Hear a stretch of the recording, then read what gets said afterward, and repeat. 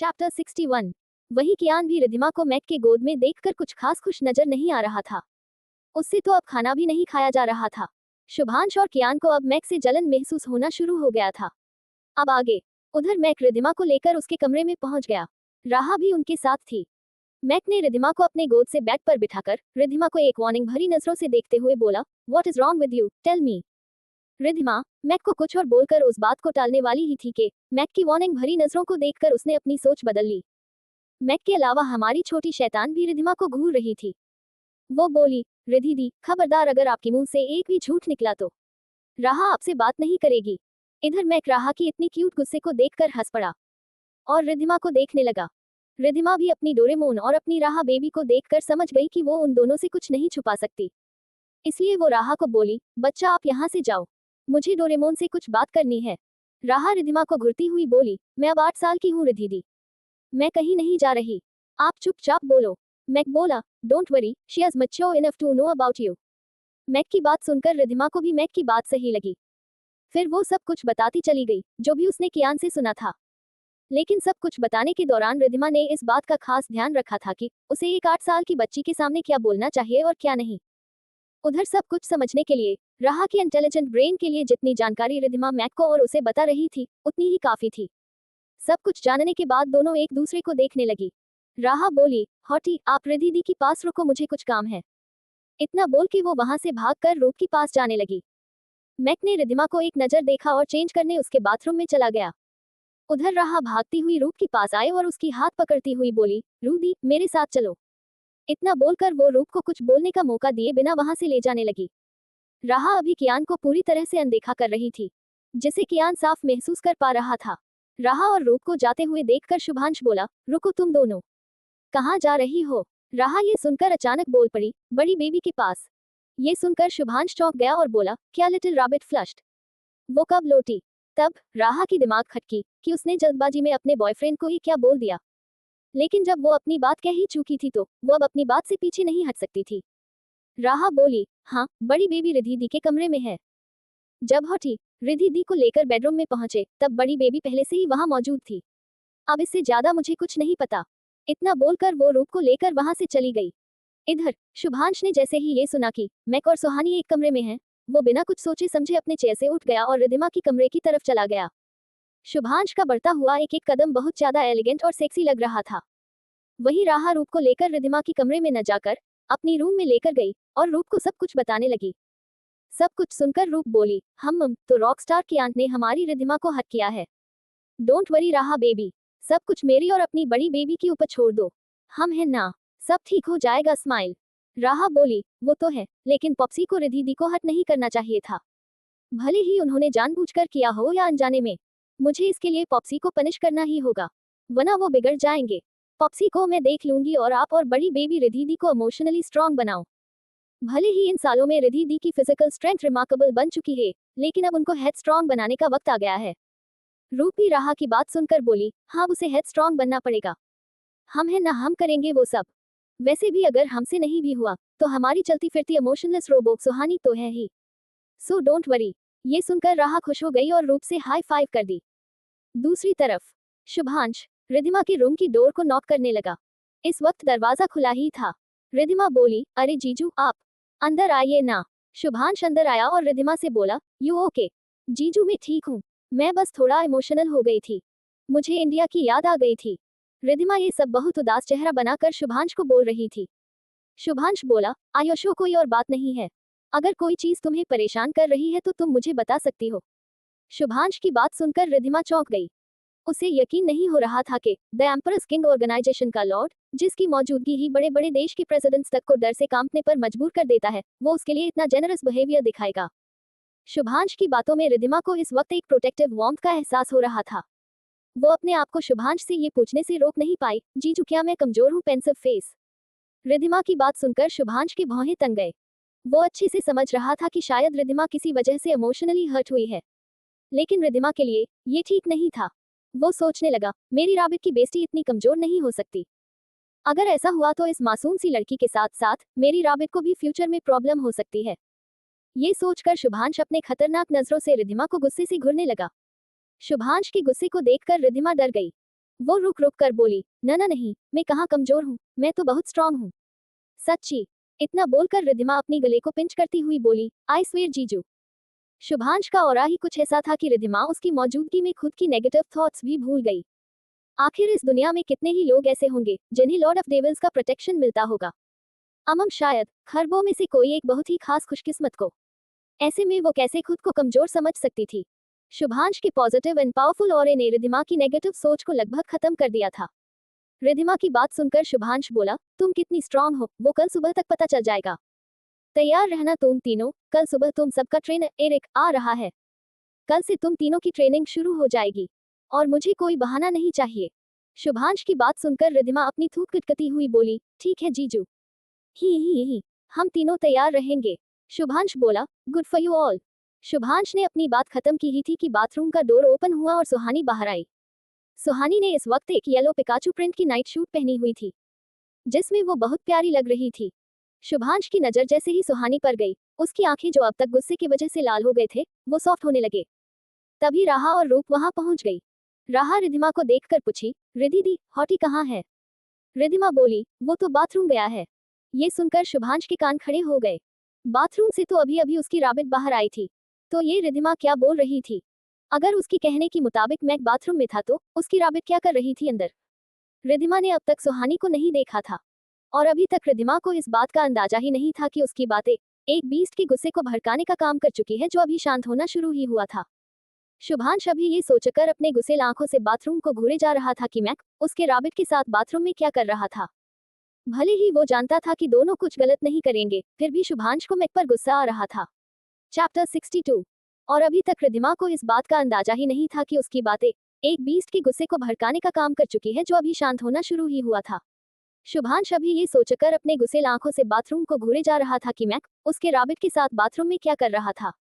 भले ही वो जानता था कि दोनों कुछ गलत नहीं करेंगे, फिर भी शुभांश को मैक पर गुस्सा आ रहा था। अब आगे सुहानी आगे आए और सबको देखकर बोली, क्या हुआ? राहा भागकर सुहानी के पास आए और बोली, बड़ी बेबी आपने तो बोला था ना कि आपको आने में देर होगी, तो आप कब वापस आई? और आप हॉटी के साथ बाथरूम में क्या कर रही थी? ये बोलते हुए राहा ने चुपके से अपनी आंख झपका दी। ये देखकर सुहानी को समझने में देर नहीं लगी कि राहा उससे क्या बोलना चाह रही थी। सुहानी राहा से बोली, आपकी हॉटी तो वापस चले गए बेबी, मैक को कुछ काम था। ये सुनकर शुभांश बोला, अच्छा वो कब गया? अगर गया भी तो ऐसे कैसे गया कि हम में से कोई उसे देख तक नहीं पाया? रिद्धिमा तो बोल रही थी वो बाथरूम में है, लेकिन बाथरूम से तो तुम बाहर आ रही हो। ये सब बोलते हुए शुभांश अपने तीखी नजरों से सुहानी को घूरने लगा।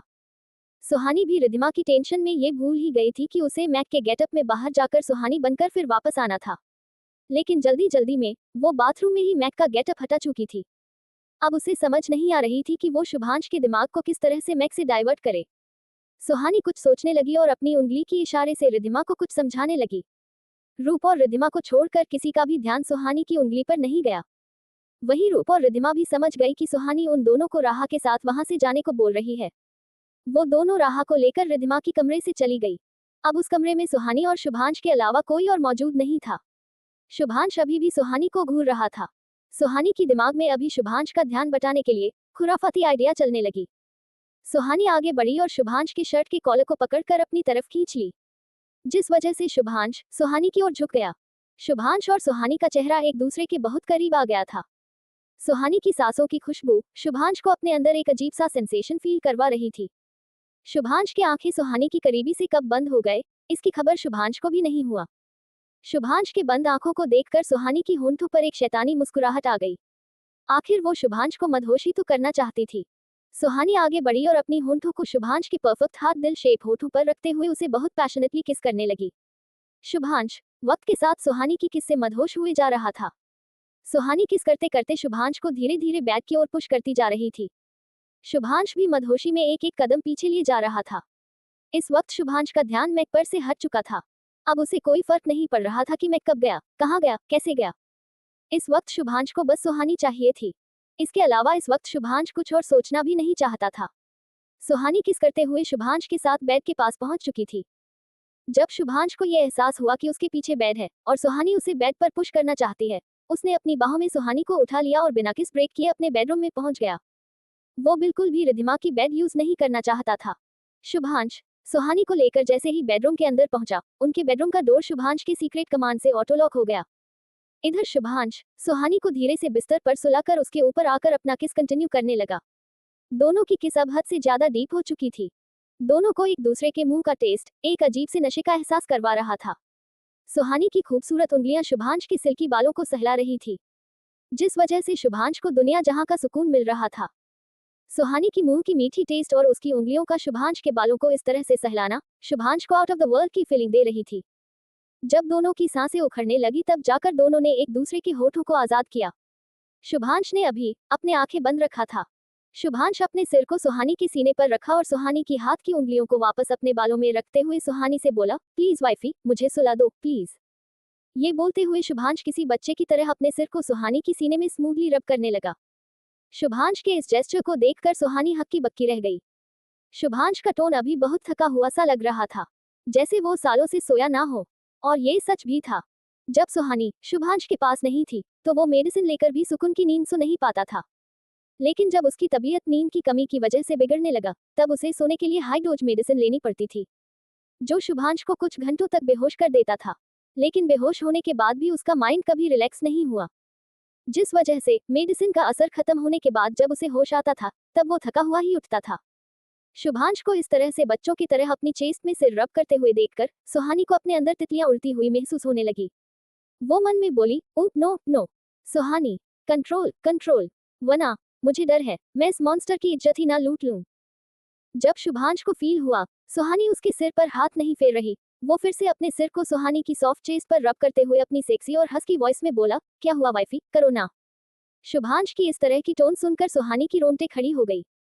सुहानी जल्दी जल्दी शुभांश के सिर को थपथपाती हुई बोली, सो जाओ, वरना मैं तुम्हारे साथ कुछ कर दूंगी, जो कि तुम्हारे लिए बिल्कुल अच्छा नहीं होगा। सुहानी की बात सुनकर शुभांश चौंक गया और सुहानी की चेस्ट से अपना सिर उठाकर सुहानी को अपनी हैरानी भरी नजरों से देखने लगा। क्या क्या क्या कहा तुमने अभी वाइफी? तू? इससे पहले शुभांश कुछ और बोल पाता, सुहानी शुभांश के सिर को अपनी सॉफ्ट चेस्ट पर रखने के बाद उसके बालों को सहलाती हुई बोली, अगर सच में सोना चाहते हो तो सो जाओ चुपचाप, मुझे एक शब्द भी नहीं सुननी। अगर एक और शब्द भी तुम्हारे मुंह से निकला तो मैं अभी के अभी यहाँ से चली जाऊंगी। ये सुनकर शुभांश और कुछ नहीं बोला। शुभांश अच्छे से जानता था अगर उसने अभी कुछ बोला तो सुहानी अभी उठकर यहाँ से चली जाएगी, इसलिए वो और कुछ नहीं बोला। लेकिन अब शुभांश की उंगलियां धीरे धीरे सुहानी की नाइट शूट के टॉप की बटन ओपन करने लगे। ये देखकर सुहानी बुरी तरह शुभांश को घूरती हुई अपनी गुस्सेल आवाज के साथ बोली, ए ये क्या हरकत है। सुहानी की गुस्सेल टोन इस वक्त शुभांश को बहुत ज्यादा सेक्सी लग रही थी, जिस वजह से शुभांश और ज्यादा मदहोश महसूस करने लगा। साथ ही वो सुहानी की नेक पर वेट किसेस करने लगा। अब तक शुभांश ने सुहानी की टॉप की सारी बटन खोल दिए थे। सुहानी ने इस वक्त एक रैबिट थीम की फुली कवर्ड अंडरगारमेंट्स पहन रखी थी, जिसका क्लॉथ मटेरियल बिल्कुल एक टेडी बियर की आउटर स्किन की तरह बहुत सॉफ्ट थी। उसकी अपर अंडरगारमेंट्स की दोनों तरफ व्हाइट और पिंक कॉम्बिनेशन के साथ रैबिट की चेहरे का डिजाइन बनाया गया था। उसमें रैबिट की क्यूट क्यूट पिंक कलर के कान भी बने हुए थे। शुभांश धीरे धीरे उसकी गर्दन पर किस करते हुए सुहानी की क्लीवेज तक पहुंच गया। वही शुभांश के एहसासों से सुहानी को अंदर से चाहे जो भी महसूस हो रहा हो, लेकिन उसके चेहरे पर गुस्सा थी। वो शुभांश की हरकत की वजह से उसको पीटना चाहती थी, लेकिन अगर उसने ऐसा किया तो शुभांश का ध्यान उस पर से हटकर मैक पर जा सकता था और उसका सवाल जवाब फिर से शुरू हो जाता। और सुहानी ऐसा बिल्कुल नहीं चाहती थी, इसलिए वो शुभांश को कुछ नहीं बोली और शुभांश को उसे किस करने दी। शुभांश सुहानी को किस करते करते उसकी सॉफ्ट रैबिट अंडरगारमेंट्स टॉप पर कब सिर रखकर सो गया, उसे पता ही नहीं चला। शुभांश को वहां सोते हुए ऐसा फील हो रहा था जैसे वो किसी बड़े से कॉटन बॉल पर सो रहा हो। शुभांश के बड़े से हथेली ने सुहानी की खुली पेट को पकड़ रखा था। सुहानी शुभांश को सोते हुए देखकर राहत की सांस ली और शुभांश के सिर सहलाती हुई खुद भी सो गई। चैप्टर 63। और सुहानी ऐसा बिल्कुल नहीं चाहती थी, इसलिए वो शुभांश को कुछ नहीं बोली और शुभांश को उसे किस करने दी। शुभांश सुहानी को किस करते करते उसकी सॉफ्ट रैबिट अंडरगारमेंट्स टॉप पर कब सिर रखकर सो गया, उसे पता ही नहीं चला। शुभांश को वहां सोते हुए ऐसा फील हो रहा था जैसे वो किसी बड़े से कॉटन बॉल पर सो रहा हो। शुभांश के बड़े से हथेली ने सुहानी की खुली पेट को पकड़ रखा था। सुहानी शुभांश को सोते हुए देखकर राहत की सांस ली और शुभांश के सिर सहलाती हुई खुद भी सो गई। अब आगे। उधर राहा की कमरे में राहा रूप और रिधिमा के साथ आराम से सो रही थी। अचानक रूप की नींद टूट गई।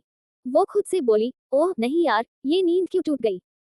छोड़ो, अगर नींद टूट ही गई है तो जाकर गार्डन में घूम कर आती हूँ। वैसे भी जब से मैंने उस गार्डन को देखा है, मैं वहां जाना चाहती थी। ये सोचकर वो धीरे से उठी और शुभांश के मेंशन के गार्डन में ओपन एयर एंजॉय करने चली गई।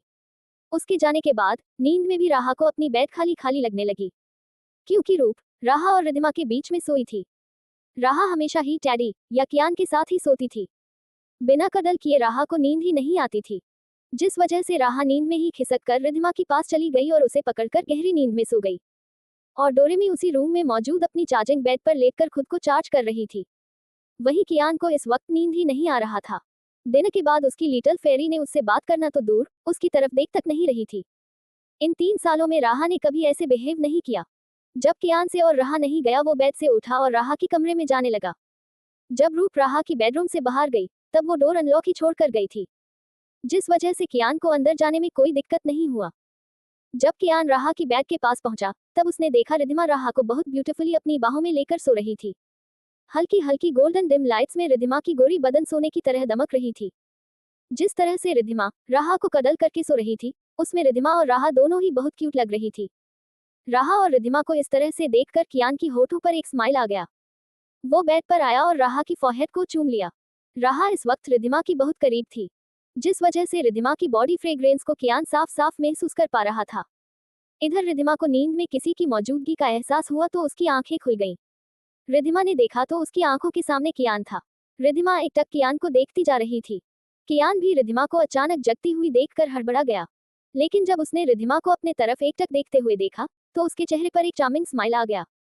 वो रिद्धिमा से फ्लर्ट करते हुए एक सॉफ्ट एक्सेंट में बोला, हे माय स्लीपिंग फेरी, ऐसे क्या देख रही हो? कहीं मैंने इस स्लीपिंग फेरी की नींद को डिस्टर्ब तो नहीं कर दिया? ये बोलकर कियान रिद्धिमा को देखकर आई ब्लिंक कर दिया। कियान की बात सुनकर रिद्धिमा कुछ नहीं बोली। इस वक्त भी उसकी दिमाग में कियान की बोली हुई बात ही घूम रही थी कि मैं उससे फ्लर्ट तो कर सकता हूँ, लेकिन वो मेरी वाइफ बनने के लायक नहीं। रिद्धिमा के चेहरे पर इस वक्त कोई भाव नजर नहीं आ रहे थे। उसे देखकर ऐसा लग रहा था जैसे उस पर कियान की फ्लिटी बातों का कोई असर ना पड़ा हो। रिद्धिमा राहा को अच्छे से सुलाकर बेड से उठी और बिना कुछ बोले अपने कमरे में जाने लगी।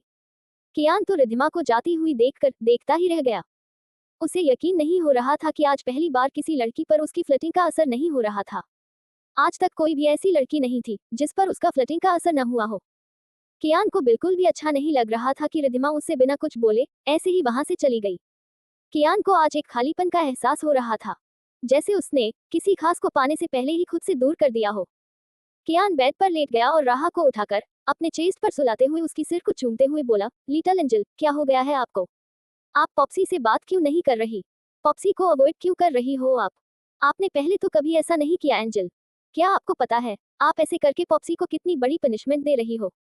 कोई बात नहीं, पॉप्सी जल्द ही आपकी नाराजगी दूर कर देंगे। ये बोलकर कियान ने फिर से राहा की सिर को चूम लिया। कियान जानता था कि राहा अभी गहरी नींद में सो रही है और राहा अभी उसे सुन भी नहीं रही, लेकिन फिर भी कियान खुद की सुकून के लिए राहा से बात कर रहा था। ऐसे ही कियान राहा से बात करते करते ही नींद में चला गया। दूसरी तरफ रिद्धिमा अपनी कमरे में जा ही रही थी कि उसकी नजर ग्लास विंडो से होती हुई रूप पर गई, जो गार्डन में लगी एक खूबसूरत फूलों की झूले पर बैठकर एंजॉय कर रही थी। रूप को देखकर रिद्धिमा उसके पास चली गई। रिद्धिमा को देखकर रूप खुश होती हुई बोली, अरे रिद्धि, तुझे भी नींद नहीं आ रही? आजा यहाँ। ये बोलकर वो रिद्धिमा को अपने पास झूले पर बैठने को बोली। वो झूला इतना बड़ा था कि उसमें 4-5 लोग भी आराम से बैठ सकते थे। उस पर कंफर्टेबल मैट्रेस के साथ साथ बहुत सारे कुशन और एक बड़ा सा व्हाइट ब्लैंकेट भी था। रिद्धिमा रूप की बुलाने पर उसके पास जाकर कंफर्टेबली बैठ गई। रूप ने खुद को और रिद्धिमा को उस बड़े से ब्लैंकेट से अच्छे से ढक लिया। रिद्धिमा और रूप बिना कुछ बोले खुली आसमान के नीचे हल्की हल्की ठंडी हवा का मजा लेते हुए सो गई। देखते देखते सुबह के 5 बज गए। जैसा कि शुभांश ने बोला था, एरिक, रिद्धिमा, रूप और सुहानी की ट्रेनिंग के लिए आ चुका था। जैसे जैसे एरिक मेंशन के मेन गेट से गार्डन के रास्ते से होकर अंदर आते जा रहा था, वैसे वैसे सनराइज की सॉफ्ट रोशनी उस पर पड़ता जा रहा था। सुबह की हल्की हल्की हवा से एरिक के ब्लू स्ट्रेट हेयर हल्के हल्के उड़ रहे थे। सुबह सुबह सूरज की रोशनी से उसके नीली आंखें चमक रहे थे। एरिक डार्क आर्मी का सबसे यंगेस्ट और पावरफुल मार्शल आर्टिस्ट था, जिसे खुद शुभांश ने ट्रेन किया था। मैक्स के बाद एरिक ही था जो सबसे ज्यादा शुभांश के करीब था। वो अंदर जा रहा था कि उसकी नजर गार्डन की झूले में सोती हुई 2 खूबसूरत लड़कियों पर गई। वो देखते ही पहचान गया कि वो जिन तीनों को ट्रेनिंग देने आया है, उनमें से 2 वही है। एरिक रिद्धिमा और रूप से 1 साल छोटा था। एरिक दोनों के पास गया और उनको देखने लगा। दोनों ही चैन की नींद सो रही थी। एरिक उन्हें उठाना तो नहीं चाहता था, लेकिन ट्रेनिंग के लिए उन्हें उठाना तो था ही। पर उसे समझ नहीं आ रहा था कि उन्हें उठाए तो उठाए कैसे। इससे पहले कि एरिक उन दोनों को उठाने के लिए कुछ करता, रूप जग गई। रूप ने आंखें खोली तो उसके सामने एरिक खड़ा था। रूप को तो इस वक्त ऐसा लग रहा था जैसे वो किसी फेरी टेल की दुनिया में चली गई है। अपने सामने इतने खूबसूरत लड़के को देखकर रूप को अपनी आंखों पर यकीन ही नहीं हो रही थी। लोग कहते हैं, गुड लुकिंग लड़कों को हैंडसम बोलते हैं, तो वही सुंदर लड़कियों को खूबसूरत। लेकिन एरिक को देखकर हर किसी के दिमाग में यही ख्याल आता था कि एक आदमी इतना ज्यादा खूबसूरत कैसे हो सकता है। एरिक का फेस शेप और बॉडी शेप सबके लिए एक आई कैंडी था। उसका बॉडी और चेहरा देखने में जितना मर्दाना लगता था, उतना ही खूबसूरत भी था। एरिक को खूबसूरत लड़कियां बहुत पसंद थी। उसका सपना था उसकी भी एक खूबसूरत सी गर्लफ्रेंड हो। लेकिन शुभांश की वजह से वो इतना बिजी रहता था कि उसे अपने लिए एक गर्लफ्रेंड ढूंढने का भी मौका नहीं मिल पा रहा था। हाँ तो दोस्तों, आगे की कहानी बहुत दिलचस्प होने जा रही है। जब कियान के सामने ही एरिक रिद्धिमा से फ्लर्ट करेगा। जहाँ एक तरफ एरिक रिद्धिमा को अपनी गर्लफ्रेंड बनाने का सपना देख रहा होगा, वहीं हमारी रूप एरिक को यह एहसास दिलाने में कोई कमी नहीं छोड़ेगी कि एक लड़की भी चाहे तो अपनी फ्लर्टिंग से किसी भी लड़के को शर्म से पानी पानी कर सकती है। और जब एरिक सुहानी से मिलेगा तब क्या होगा क्वेश्चन मार्क। क्या शुभांश कभी रिग्रेट करेगा कि उसने एरिक को उसकी लिटिल रैबिट को ट्रेन करने क्यों बुलाया। आगे बहुत दिलचस्प मोड़ आने वाले हैं। साथ ही सब बहुत जल्द इंडिया वापस जाने वाले हैं। दोस्तों, मैं आगे की जर्नी के लिए बहुत एक्साइटेड हूँ। और आप सब कमेंट्स में अपने थॉट्स जरूर शेयर करना। मुझे इंतजार रहेगा आप सबकी कमेंट्स का। Love your guys. Chapter 64। Eric को खूबसूरत लड़कियां बहुत पसंद थी। उसका सपना था उसकी भी एक खूबसूरत सी गर्लफ्रेंड हो। लेकिन शुभांश की वजह से वो इतना बिजी रहता था कि उसे अपने लिए एक गर्लफ्रेंड ढूंढने का भी मौका नहीं मिल पा रहा था। अब आगे रूप बिना पलक झपकाए एरिक के सुंदर चेहरे को देखे जा रही थी। वो झूले से उठी और एरिक के पास जाकर खड़ी हो गई। रूप को अपने इतने पास देखकर एरिक को अंदर ही अंदर नर्वस फील हो रहा था। रूप देखने में बहुत ज्यादा हॉट थी। साथ ही वो हैंडसम लड़कों को देखकर उन पर फिदा हो जाती थी। एक तरह से हैंडसम लड़के उसे बहुत पसंद थे। जब वो किसी हैंडसम लड़के से मिलती, वो उनके साथ फ्लर्ट कर करके उनको परेशान कर देती थी। लेकिन उसकी फ्लर्टिंग बिल्कुल टॉक्सिक या नेगेटिव नहीं होती थी। भले ही सारे लड़के रूप की फ्लर्टिंग से परेशान हो जाते थे, लेकिन वो सब कहीं ना कहीं रूप की फ्लर्टिंग को बहुत एंजॉय भी करते थे। रूप हमेशा से ही अपनी फ्लर्टिंग से उन सब हैंडसम लड़कों को बिना टच किए अपनी अदाओं से उनकी जान ही निकाल देती थी। यहाँ तक कि हमारा जेट, जिसका नाम लव ए न्यू जर्नी 62 में टोनी था, जो अब एक रोबो ह्यूमन है, लेकिन इससे पहले जब वो सिर्फ एक रोबोट हुआ करता था, तब भी वो रोबो होते हुए भी रूप की फ्लर्टिंग से बच नहीं पाया था। इसलिए एरिक का नर्वस फील करना कोई बड़ी बात तो बिल्कुल नहीं थी। भले ही वो डार्क आर्मी का दूसरा सबसे पावरफुल बॉडीगार्ड ही क्यों न हो। एरिक दूसरे बॉडीगार्ड्स की तरह इमोशनलेस बिल्कुल नहीं था, लेकिन लड़कियों को लेकर उसका स्टैंडर्ड बहुत हाई था। इसलिए वो आज तक किसी लड़की की तरफ अट्रैक्ट नहीं हुआ। लेकिन रूप से एरिक को एक अलग ही फेमिनिनिटी वाइब महसूस हो रही थी। एरिक को एक स्टैचू के तरह खड़े होते हुए देखकर रूप उससे बोली, हेलो मिस्टर व्हाटएवर, आप कौन हैं और यहाँ गार्डन में क्या कर रहे हो। उसकी बात सुनकर एरिक अपने अट्रैक्टिव मर्दाना आवाज में रूप से बोला, हेलो माम, आई एम एरिक, आपकी रिधिमा मैम और लेडी बॉस तीनों का ट्रेनर। बॉस के कमांड पर मुझे आज से ही आप तीनों को 1 वीक के लिए कुछ एडवांस स्किल्स सिखाना है, जिससे आप सब एक साथ कम से कम 50 लोगों को भी अपनी स्किल के साथ मात दे सकते हैं। ये सुनकर रूप एक्साइटेड होकर बोली, क्या आप डार्क आर्मी के बॉडीगार्ड हो। एरिक बोला, श्योरली मैम, मैं डार्क आर्मी से ही हूँ, और साथ ही मैं आज से आप तीनों का पर्सनल बॉडीगार्ड के चार्ज पर अपॉइंट किया गया हूँ। आज से आप तीनों का डाइट भी मेरे कंट्रोल में रहेगा। आप सबको वही खाना होगा जो आप तीनों की बॉडी को स्ट्रेंथन करने में हेल्पफुल होगा। साथ ही आज से आप सभी के फास्ट फूड एक टाइम लिमिट तक बंद कर दी गई है। अभी के लिए आपका इतना जानना काफी है, बाकी का आपको धीरे धीरे पता चल जाएगा। एरिक की बात सुनकर रूप का मुंह गुस्से से लाल हो गया था। उसकी प्यारी सी नाक गुस्से की वजह से गुलाबी होने लगी। वो गुस्से में एरिक से बोली, क्या फास्ट फूड बंद, मतलब तुम कहना चाहते हो कि आज से हम तीनों अपनी पसंद की खाना भी नहीं खा सकती। रूप की गुस्से भरी सवाल सुनकर एरिक अपना मुंडी हिला दिया। रूप ये देखकर फिर से बोली, मतलब आज से हम double cheese pizza, cheese burger, French fries, ice cream, cold drinks, hard drinks, masala momo, donuts, bubble tea, spaghetti, chicken fry, roll, popcorn, candy, इनमें से कुछ भी नहीं खा सकती। ये सुनकर एरिक ने फिर से अपना मुंडी हाँ में हिला दिया। एक पल के लिए रूप की मुंह से इतनी सारी खाने की डिश के बारे में सुनकर एरिक को भी भूख लग गई। उसने आज तक इनमें से एक भी चीज को एक बार भी टेस्ट नहीं किया था, क्योंकि डार्क आर्मीज की टीम को इस तरह के खाने पीने की इजाजत नहीं दी गई थी। डार्क आर्मी के प्रॉपर न्यूट्रिशन के लिए बड़े बड़े न्यूट्रिशनिस्ट शेफ डार्क आर्मीज के बॉडी नीड्स के हिसाब से ही फूड प्रिपेयर करते थे। इसलिए बेचारे एरिक को पता भी नहीं था कि अभी तक रूप ने जिस जिस डिश का नाम लिया था, उसका स्वाद असल में कैसा होता है। एरिक की हाँ सुनकर रूप एरिक से चिल्लाती हुई बोली, यो, मैं तुम्हारी शिकायत जीजू से कर दूंगी। रूप इतनी जोर से चिल्लाई कि रिद्धिमा हड़बड़ा कर उठी और रूप से बोली, क्या क्या हुआ रूप, तू चिल्ला क्यों रही है? रिद्धिमा की नींद भरी आवाज सुनकर एरिक ने रिद्धिमा को देखा तो देखता ही रह गया। लेकिन रूप रिद्धिमा की बात पर ध्यान न देकर एरिक को डांटने में लगी थी। पर रिद्धिमा को देखने के बाद एरिक को तो जैसे कुछ सुनाई ही नहीं दे रहा था। हल्की हल्की नींद और बिखरी हुई बालों के साथ रिद्धिमा बहुत प्यारी लग रही थी। रिद्धिमा को देखकर एरिक उसमें ही खो सा गया। रिद्धिमा की खूबसूरती देखकर उसके दिल में रोमांटिक गाना बजना शुरू हो गया, जैसे एरिक को उसका पहला प्यार मिल गया हो। एरिक रिद्धिमा में ही खोया हुआ था। रिद्धिमा धीरे धीरे अपनी बालों को सुलझा रही थी और बैकग्राउंड में एरिक को म्यूजिक सुनाई दे रहा था। तू मेरा कोई ना हो के भी कुछ लागे, तू मेरा कोई ना हो के भी कुछ लागे, किया रे जो भी तूने कैसे किया रे, जिया को मेरे बांध ऐसे लिया रे, समझ के भी ना मैं समझ सका। जब रिद्धिमा धीरे से झूले से बाहर आने को हुई, उसकी खूबसूरत सी चेहरे पर सुबह की हल्की हल्की नर्म धूप पड़ने लगी, जिसमें रिद्धिमा का चेहरा अलग ही ग्लो कर रहा था। ये नजारा सच में दिल को छू लेने वाला था। ये नजारा देखकर एरिक के दिमाग में गाना बजने लगा, सवेरों का तू मेरे सूरज लागे, तू मेरा कोई ना हो के भी कुछ लागे, तू मेरा कोई ना हो के भी कुछ लागे, तू मेरा कोई ना हो के भी कुछ लागे। एरिक को इस वक्त ऐसा लग रहा था जैसे वो हमेशा हमेशा के लिए रिद्धिमा का हो जाए और रिद्धिमा उसे अपने हमसफर के रूप में अपना ले। अपना बना ले पिया, अपना बना ले पिया, अपना बना ले मुझे, अपना बना ले पिया, अपना बना ले पिया, अपना बना ले पिया, दिल के नगर में शहर तू बसा ले पिया। एरिक का दिल जोर जोर से धड़क रहा था। एरिक की आंखों में रिद्धिमा के लिए रिस्पेक्ट और लगाव साफ दिख रहा था। एरिक को इस वक्त ऐसा लग रहा था जैसे इस दुनिया में रिद्धिमा जैसी कोई दूसरी लड़की होगी ही नहीं। रिद्धिमा को देखकर एरिक को बहुत पॉजिटिव वाइब महसूस हो रहा था। एरिक रिद्धिमा में ही खोया हुआ था कि झूले से उतरते वक्त रिद्धिमा के पैर झूले की एक्स्ट्रा रस्सी से उलझ गया जो झूले की नीचे की तरफ एक तरफ से लटका हुआ था। इससे पहले कि रिद्धिमा इस वजह से नीचे गिरती, एरिक लाइट की स्पीड से रिद्धिमा के पास पहुंच गया और रिद्धिमा को अपनी बाहों में खींच लिया। रिद्धिमा ने भी डर के मारे एरिक की शर्ट को पकड़ ली। इस नजारे को कियान राहा की बेडरूम के बड़े से बालकनी से देखकर जलन से जले जा रहा था। राहा अभी भी सो रही थी। थोड़ी देर पहले जब कियान नींद से उठा तब उसने देखा कि बालकनी से आती हुई धूप राहा को डिस्टर्ब कर रही है, इसलिए वो बालकनी के कर्टन्स बंद करने आया था। लेकिन जब वो कर्टन्स क्लोज कर ही रहा था तब उसकी नजर गार्डन पर मौजूद एरिक और रूप पर गई। रिद्धिमा झूले के अंदर थी, इसलिए कियान उसे देख नहीं पा रहा था। चैप्टर 65। इस नजारे को कियान राहा की बेडरूम के बड़े से बालकनी से देखकर जलन से जले जा रहा था। राहा अभी भी सो रही थी।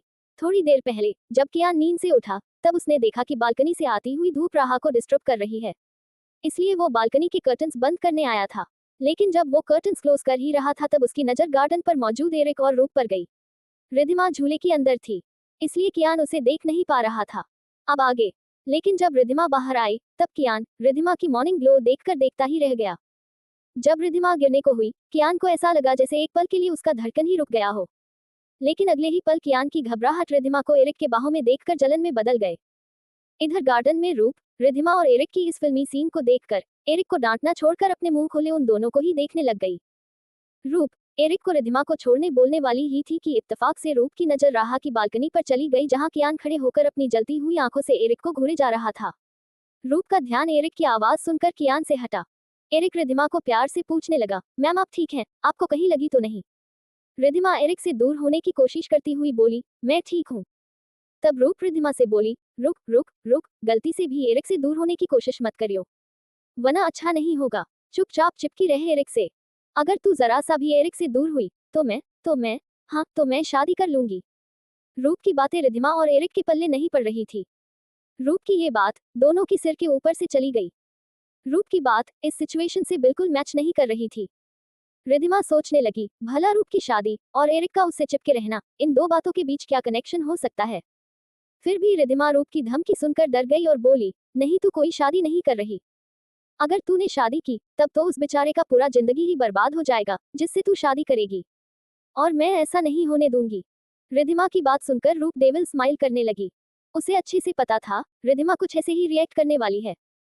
आखिर वही तो थी जिसने अपने होने वाले पति को लेकर अतरंगी अतरंगी लव डिजायर के बारे में बता बता कर रिद्धिमा को डरा ही दिया था। यहाँ तक कि रिद्धिमा को रूप की अलग अलग लव डिजायर्स के बारे में सुन सुनकर उसके होने वाले पति के लिए डर तक लगने लगा था।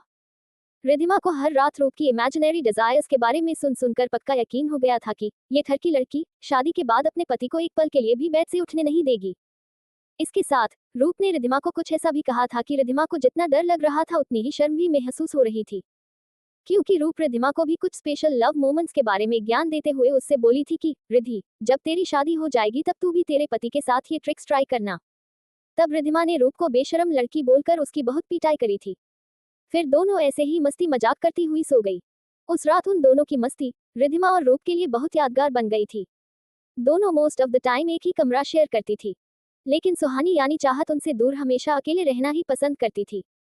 इसलिए रूप और रिद्धिमा चाहकर भी चाहत यानी सुहानी को अपनी मस्ती में शामिल नहीं कर पाती थी। खैर, रूप की धमकी सुनकर रिद्धिमा ने वैसा ही किया जैसा रूप चाहती थी। वो एरिक के गले लगती हुई खड़ी हो गई और उससे दूर जाने की कोशिश करना बंद कर दी। वैसे तो रिद्धिमा एरिक को बस साइड से हक करके खड़ी थी, लेकिन कियान को वो दोनों कुछ ज्यादा ही एक दूसरे के क्लोज नजर आ रहे थे। इधर एरिक सब कुछ समझने की कोशिश कर रहा था कि उसके साथ हो क्या रहा है, लेकिन चाहकर भी उसे कुछ समझ नहीं आ रहा था। इसलिए वो चुप रहकर सिचुएशन को ऑब्जर्व करने लगा। जब रूप ने देखा रिद्धिमा उसकी बात मान रही है, वो खुश हो गई। रूप मन ही मन कियान को सबक सिखाने की प्लानिंग कर चुकी थी। अब बस उसे अपना प्लान सुहानी से शेयर करना था, क्योंकि रूप जानती थी सुहानी उसकी प्लान सुनकर उसका पूरा साथ देगी। ये सोचकर रूप एरिक से बोली, देखो एरिक, रिद्धिमा अभी भी नींद से अच्छे से नहीं जागी है। अगर वो ऐसे में आधी नींद में अपने कमरे में गई तो कहीं वो कमरे में पहुंचने से पहले ही आधी नींद में सीढ़ियों से ही ना गिर जाए। तुम तो हमारे बॉडीगार्ड हो ना, तो रिद्धि को उसकी कमरे तक सेफ्टली छोड़कर आना तुम्हारी जिम्मेदारी है। ये सुनकर एरिक अपने प्रोफेशनल रूप में आ गया और बोला, जरूर मैम, मैं अभी रिद्धिमा मैम को उनकी रूम तक छोड़ कर आता हूँ। तब तक आप ही अपनी डेली रूटीन पूरी करके आधे घंटे के अंदर अंदर आ जाए। इतना बोलकर एरिक किसी कॉटन की तरह रिद्धिमा को ब्राइडल स्टाइल में उठाकर उसकी कमरे की तरफ चला गया। दोनों के जाने के बाद रूप एक तिरछी नजर कियान पर डाली, जो अभी गुस्से में बालकनी में ही खड़ा होकर कुछ सोच रहा था। फिर फ्रस्ट्रेटेड होकर अंदर चला गया। ये देखकर रूप मुस्कुराए और ट्रेनिंग के लिए तैयार होने चली गई। उधर एरिक भी रिद्धिमा को उसके कमरे के दरवाजे के बाहर छोड़कर वापस आकर ट्रेनिंग के लिए कुछ इक्विपमेंट्स चेक करने शुभांश के एडवांस ट्रेनिंग रूम में चला गया। दूसरी तरफ शुभांश और सुहानी का बेडरूम। सुहानी की नींद खुल चुकी थी और वो शुभांश को गुस्से में देख रही थी, जो दुनिया भर का मासूमियत लिए उसकी चेस्ट पर सिर रखकर आराम से सो रहा था। सुहानी का मन कर रहा था कि वो शुभांश के बाल खींचकर शुभांश को जगा दे। इससे पहले कि सुहानी कुछ करती, शुभांश का फोन रिंग होने लगा। सुहानी ने देखा तो मैक्स का कॉल आ रहा था। ये देखकर सुहानी खुद से बोली, मैक्स भाई का कॉल, शायद कुछ कंपनी का इंपॉर्टेंट काम होगा। ये सोचकर सुहानी ने कॉल रिसीव कर लिया। जैसे ही सुहानी ने फोन उठाया, दूसरी तरफ से मैक्स बिना ये जाने कि फोन के दूसरे साइड शुभांश नहीं बल्कि सुहानी है, उसने अपने बातों का बम फोड़ना स्टार्ट कर दिया, जिसे सुनकर सुहानी की दिमाग चकरा रही थी। वो मैक्स की बात सुनकर बड़ी बड़ी आंखों से शुभांश को देखे जा रही थी।